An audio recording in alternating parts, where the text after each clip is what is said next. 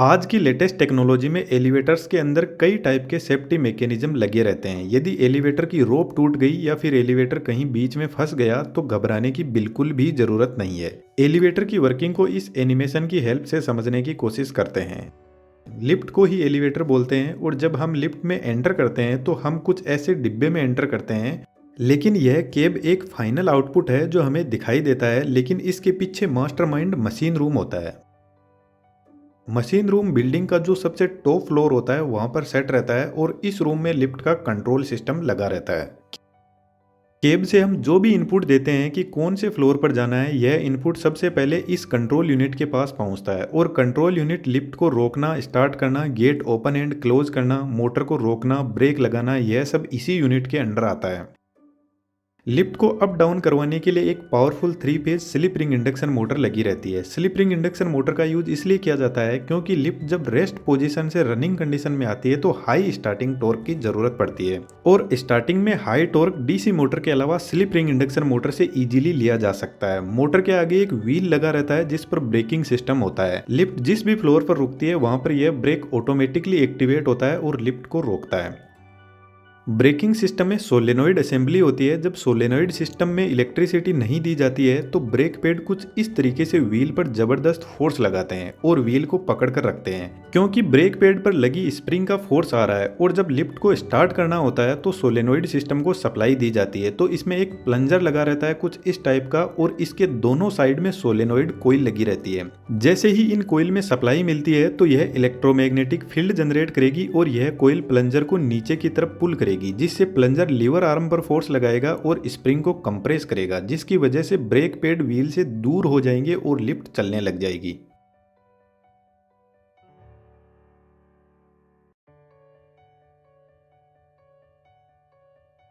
इस breaking mechanism के आगे वोम गियर का सेटअप लगा रहता है। वोम गियर हाई टॉर्क जनरेट करने के लिए काम में लिया जाता है। यहाँ पर जो नीचे की तरफ गियर लगा है जो मोटर की शाफ्ट से डायरेक्ट कनेक्टेड है उसको वोम बोलते हैं और इसके ऊपर राउंड गियर लगा रहता है। इस गियर की कुछ खास बात है। एक तो यह वोम और राउंड गियर दोनों का रोटेशनल एक्सिस एक दूसरे के परपेंडिकुलर है। दूसरी सबसे इंपॉर्टेंट बात, सिर्फ वोम गियर ही राउंड गियर को रोटेट करवा सकता है, लेकिन राउंड गियर वापस वोम को रोटेट नहीं करवा सकता। इसका फायदा यह होता है कि यदि मोटर और ब्रेक फेल भी हो गए तो ऐसा नहीं है कि लिफ्ट फ्रीली हाई स्पीड में नीचे की तरफ जाएगी। इस राउंड गियर की शाफ्ट से लिफ्ट का सबसे इंपॉर्टेंट पार्ट जुड़ा रहता है जिसको सीव बोलते हैं। इसी पर लिफ्ट के रोप लगे रहते हैं और एक लिफ्ट के लिए मल्टीपल रोप को काम में लिया जा सकता है। यह रोप स्टील के बने होते हैं और इनकी कैपेसिटी कार के मैक्सिमम लोड से 125% ज्यादा होती है। अब यहाँ पर जो रोप का सेटलमेंट है वह बड़ा ही इंटरेस्टिंग है। एलिवेटर में स्टील फ्रेमवर्क को यूज में लिया जाता है जो कुछ इस टाइप का होता है। इस स्ट्रक्चर में यहाँ पर जितनी भी रोप है उनको परमानेंटली सेट कर दिया जाता है। उसके बाद में यहाँ से रोप जाती है काउंटर वेट के पास में। काउंटर वेट के ऊपर एक पुली लगी रहती है जो फ्रीली रोटेट करती है। इसको किसी भी मोटर से डायरेक्ट पावर नहीं मिलती है। अब इस काउंटर वेट का क्या फंक्शन है इसको थोड़ा सा आगे समझते हैं। काउंटर वेट से आगे रोप जाती है वापस ऊपर की तरफ सीव के पास में और इस पुली को आपको पता है मोटर से पावर मिलती है और यहाँ से रोप वापस नीचे की तरफ केब के पास में जाती है और केब के ऊपर भी दो पुली लगी रहती है जो फ्रीली रोटेट करती है और केब से होते हुए रोप को वापस ऊपर की तरफ जो लिफ्ट का स्ट्रक्चर है उससे टाइट कर दिया जाता है। अब ओवरऑल इस रोप का स्ट्रक्चर ऐसा होता है, जब केब यानी लिफ्ट नीचे जाती है तो काउंटर वेट ऊपर की तरफ जाता है और काउंटर वेट नीचे जाता है तो केब ऊपर की तरफ जाती है।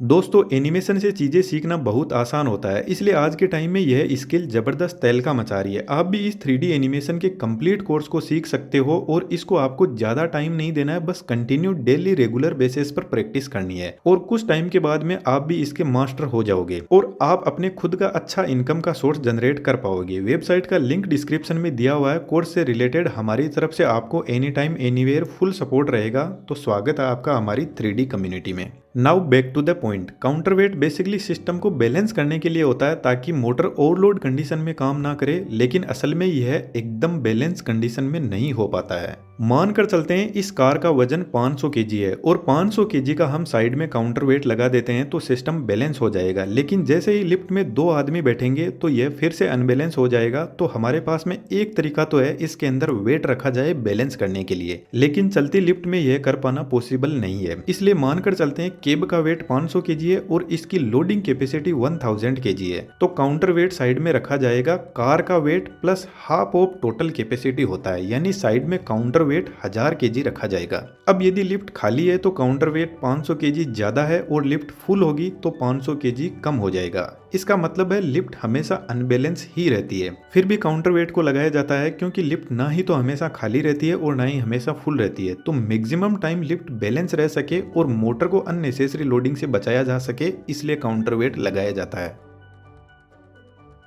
अब केब फ्रीली अप डाउन नहीं करती है। कार के साइड में गाइड रेल लगी रहती है टी शेप की और कार के ऊपर 3 व्हील लगे रहते हैं जो इस गाइड रेल पर कुछ इस तरीके से चलते हैं और यह व्हील कार के दोनों साइड में होते हैं। सेम ऐसे व्हील काउंटर वेट के लिए भी लगे रहते हैं गाइड करने के लिए। अब एक वर्स्ट कंडीशन लेकर चलते हैं जिसमें यदि सारे रोप टूट जाएं तो क्या होगा। जनरली ऐसा होता नहीं है, बट हमें इसकी सेफ्टी भी चेक करनी है। जो मशीन रूम होता है उसमें एक अलग व्हील लगा रहता है। यह व्हील सेफ्टी के लिए होता है जिसको गवर्निंग सिस्टम बोलते हैं। यह व्हील लिफ्ट की मोटर ब्रेकिंग सिस्टम इन सब से एकदम अलग होता है। इसको ना कोई इलेक्ट्रिसिटी की जरूरत होती है। यह लिफ्ट का एकदम सेपरेट सिक्योरिटी का सिस्टम होता है। इस व्हील के ऊपर भी एक रोप लगी रहती है जो कार से जुड़ी होती है और नीचे एक टेंशनाइज व्हील से होते हुए वापस इस गवर्निंग व्हील के पास में पहुंचती है।